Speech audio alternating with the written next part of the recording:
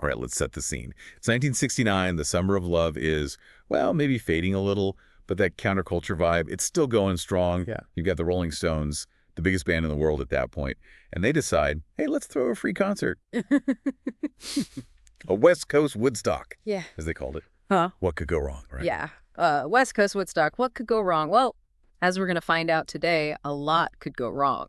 The Altamont Speedway Free Concert on December 6, 1969, it didn't exactly go down as a celebration of peace and music. Instead, it was a scary scene of, well, chaos and violence. It's been called, the day the 60s died, and we're going to deep dive into all of that. How did this promising event go so wrong? Right. We've got eyewitness accounts, we've got historical analysis, and even some personal stories. My mom was a psychiatric nurse in San Francisco back then. Oh, wow. And she's got some wild stories about teenagers who snuck out of the hospital to go to Altamont. They came back, as she put it, scarred for life. Oh, wow. That's a powerful reminder of the impact Altamont had, not just on the people who were there, but on, like, the whole cultural landscape. To understand it all, we got to go back to the beginning. It all started with a plan for a free concert in Golden Gate Park. A nice gesture from the Stones to their American fans. A free Rolling Stones concert in Golden Gate Park. Even with the best intentions, that just screams logistical nightmare. You're telling me, and it seems like nobody really thought about the logistics. Those permits fell through last minute, and they had to scramble for a new venue just days before the concert. Wait, so they had the biggest band in the world, this massive crowd expected, and no place to put them? Pretty much. They ended up at the Altamont Speedway, this remote racetrack about 60 miles east of San Francisco. The location was just not equipped to handle that many people. They were expecting maybe 100,000 concert goers, and it ended up being more like 300,000. Wow, a sea of people crammed onto a dusty racetrack? Yikes. You could just feel the tension building. Yeah. Did they even have basic amenities for a crowd that size? Not even close. They had a single, like a flimsy string as a barrier around this tiny stage. It was barely 3 feet high. There were only 100 portable toilets for 250,000 people, no concessions, and they used an unfinished freeway as a parking lot. Oh my goodness. Yeah. It sounds like a logistical nightmare waiting to happen. Yeah. It gets worse. It gets worse. To maintain order, they hired the Hells Angels. You're kidding. Right, the Hells Angels. For security. That's like adding fuel to the fire. What were they thinking? They paid them with $500 worth of beer. Cheap beer at that. That's about $4,000 in today's money. So you've got a poorly planned event, a huge crowd, and a volatile security force. It's no wonder things spiraled out of control. But before we get to the tragic events, there's another important story. The story of Meredith Hunter. Yes. Meredith, or Murdoch as he was called, was 18 years old, African-American, a huge music fan. He drove to the concert with his girlfriend, Patty. His sister warned him about potential racial tensions, but Murdoch was determined to see the show. And his story is where the chaos of the day collides with this deeply personal tragedy. It sounds like a perfect storm of bad decisions and bad luck, all converging on this one young man. Throughout the day, there were reports of the Hells Angels harassing concertgoers. Murdoch and Patty got caught up in it. She wanted to leave, but he insisted on staying. And as the day went on, the tension kept rising. The crowd was getting restless, waiting for the Rolling Stones. They were 2 hours late, weren't they? And I think the Grateful Dead were supposed to play before them, but refused. They were so freaked out by the violence, they just packed up and left. Smart move on their part. Yeah, but the Rolling Stones, even though they were getting uneasy, felt obligated to perform. They had contracts, and let's be real, there was pressure and even threats from those Hells Angels. Wow, imagine that pressure. A knee-high stage, a sea of anxious faces, and the threat of violence from your own security. Incredibly dangerous situation. They tried to calm the crowd, but they were basically trapped. They stopped the show a few times that night to try and restore order, but it just wasn't working. It kept getting worse. And this brings us to the performance of Under My Thumb, where things with Murdoch Hunter take a really dark turn. Yes, and this is where things get a little fuzzy. Witnesses say there was some kind of fight between Murdoch and the Hells Angels near the stage. He pulled out a gun. So what happened? Was he defending himself, or was there more to it? That's the question, isn't it? Some people say he was the aggressor. Others say he was just trying to protect himself. It's hard to say for sure with conflicting eyewitness accounts and all the chaos going on, but here's what we do know. Yeah. In all the chaos, a Hells Angel stabbed Murdoch multiple times.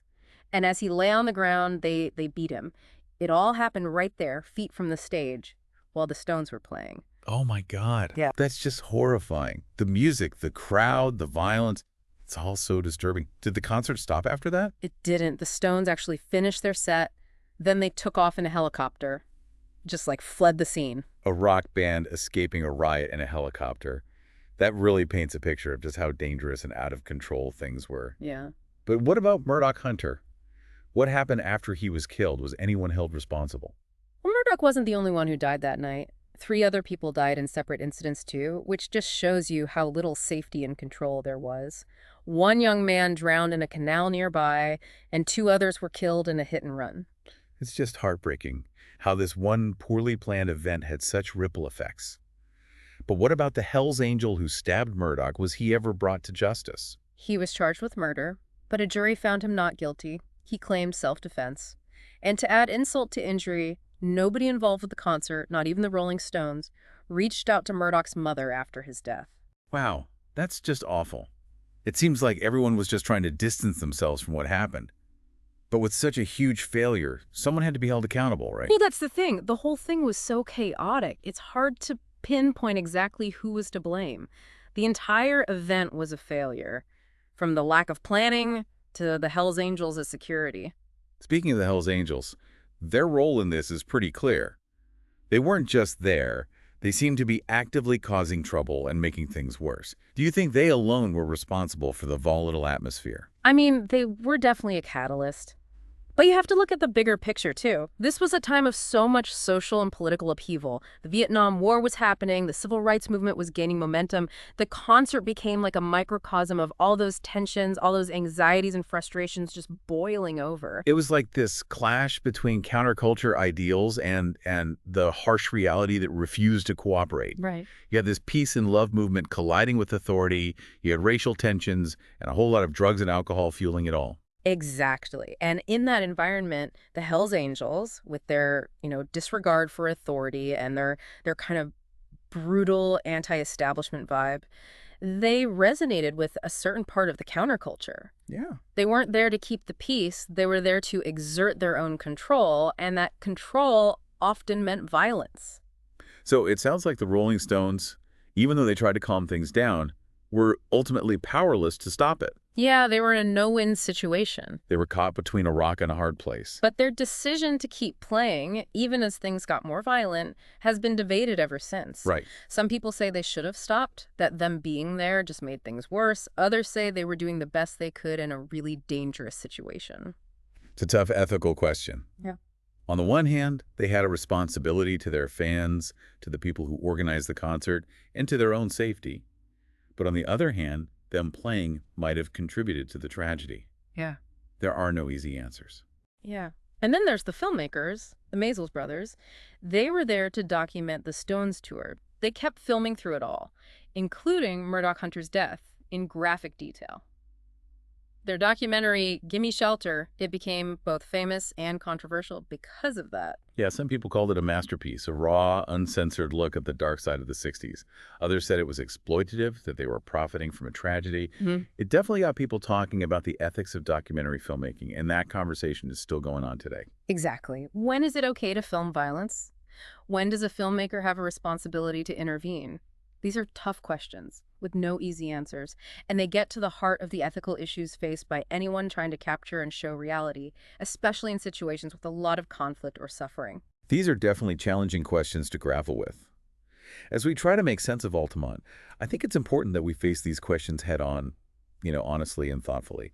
Because Altamont is more than just a concert, more than just a tragedy. It forces us to look at the complexities of a specific moment in time, the dangers of unchecked chaos, and the consequences of individual choices and systemic failures.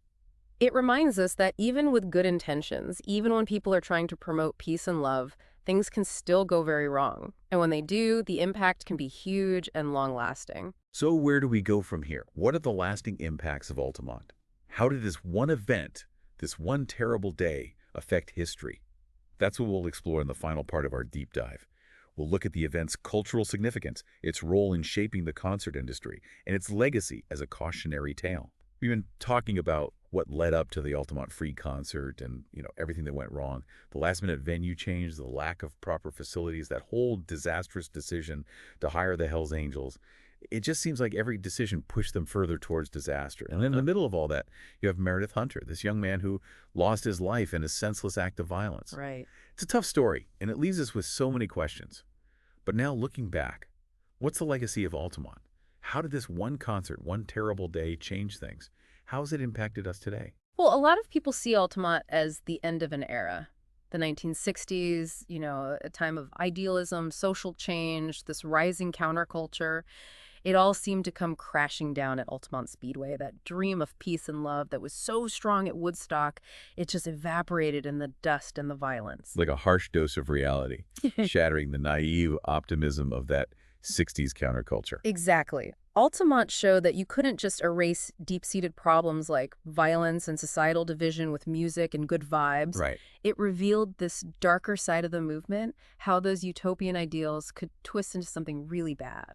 It's a powerful lesson for sure. But how did Altamont actually affect the concert industry itself? Did it change the way big events were organized and managed? Oh, absolutely. I'm guessing no more Hells Angels as security guards? You got that right. Altamont forced everyone to rethink security, crowd control, the whole responsibility of organizers and performers. It led to a much more professional approach to concert security. All those things we see at concerts now, the barriers, trained security, medical areas, emergency plans, that's all because of what happened at Altamont. Right. It's hard to believe a concert that big would have such minimal security today. Yeah, it was a different time. People were experimenting, pushing boundaries. But Altamont showed the limits of that, especially with large crowds. It became clear that you needed structure, accountability, and expertise. We also can't forget about that documentary, Gimme Shelter, which showed everything that happened at Altamont, including Murdoch Hunter's death. It sparked a lot of controversy back then, and its impact on documentary filmmaking is still debated. You're right. The Maisels brothers, they kept those cameras rolling during the tragedy, and that brought up all sorts of ethical questions. Questions that are still relevant for filmmakers and audiences today. Like, when does simply observing become exploitation? And what responsibility do documentarians have to step in or not step in when things are happening? Yeah. Tough questions with no easy answers. And they're questions we all need to ask ourselves, too, as consumers of media.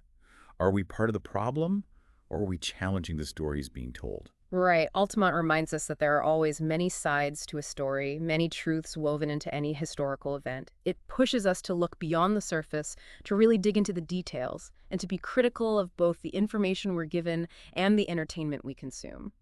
So as we wrap up our deep dive into Altamont, what are the key takeaways for our listeners? What can we learn from this tragedy all these years later? Well, on a practical level, Altamont shows us how important careful planning is, how crucial it is to have responsible and professional security.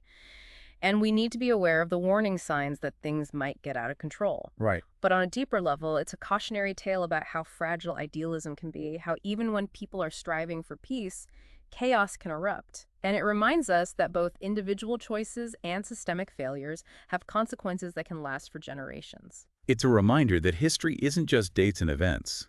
It's a tapestry of choices, consequences, and human stories. And it's up to us to learn from it, to make better choices for the future. I agree. To our listeners, thanks for joining us on this deep dive into Altamont.